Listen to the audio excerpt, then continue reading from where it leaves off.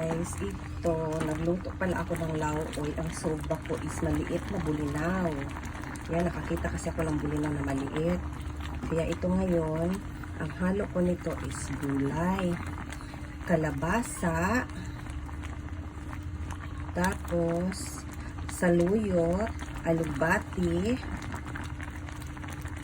okra, tapos ito, ano nga to, nakalimutan ko na yung pangalan. Kaya ayan guys, hindi ko na talaga na picturean kanina lahat-lahat ang mga ingredients na dahil na busy. Habang nagluluto, nagkukuda. May kakudaan, kaya ayan. Ayan guys, lauoy ito. Sinabawang gulay with bulinaw na maliliit. Bulinaw to guys na hindi naman siya presko pero maliit siya. Wow, ang sarap guys. Sa Cebu rin makakain to. Maganda itong bulinaw na to dahil hindi siya maalat. Ang sarap. Ihalo ko na nga lang lahat ng bulinaw. Yan, yung bulinaw. Ayan. Mura lang siya. Ayan. Ang galing na guys eh.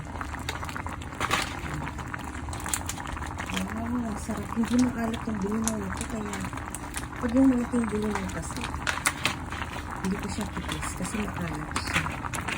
Pero pag ito talaga, ayan, itong bulinaw. Halo ko na lang lahat. Ayan. Hindi siya maalat guys. Ang lambot niya. Ayan. Kaya gusto ko kasi hindi maalat. Hindi kasi talaga ako mahilig sa maalat. Mas mahilig pa ako sa matamis kaysa sa maalat. Ayan guys. Grabe. Hapit namin na naman ito. Ayan. Slow po ito. Ito ang nasa ito. Sobra. Itong alugbati pala at saka sa luyos yung kanyang puno ang itatanim ko mga siya guys.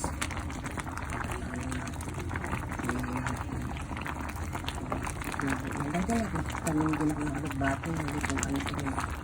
Ayan guys.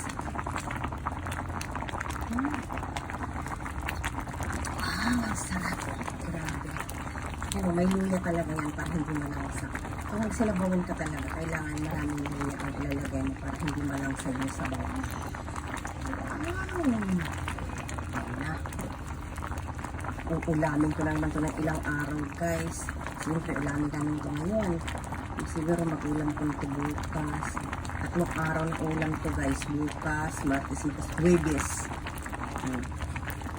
Or 2 days. Depende sa makain namin yan. Kasi ako mahilig sa sabaw. Kaya yan.